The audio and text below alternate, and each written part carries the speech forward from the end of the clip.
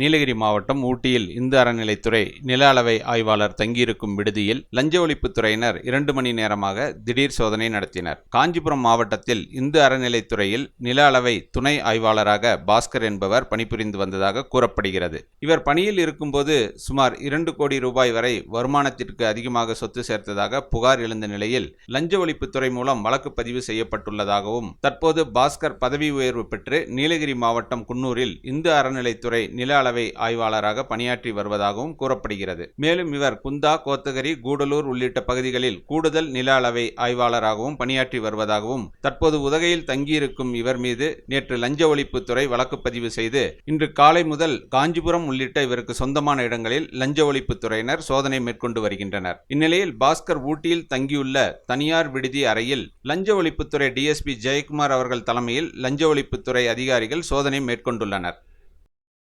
The big shop வீட்டு உபயோகப் பொருட்கள், எலக்ட்ரானிக் பொருட்கள், மொபைல் போன்கள், பர்னிச்சர்கள் என அனைத்தும் ஒரே கூரையின் கீழ் கிடைக்கும். பஜாஜ் ஃபைனான்ஸ் வசதி உண்டு. A shop where your shopping never ends.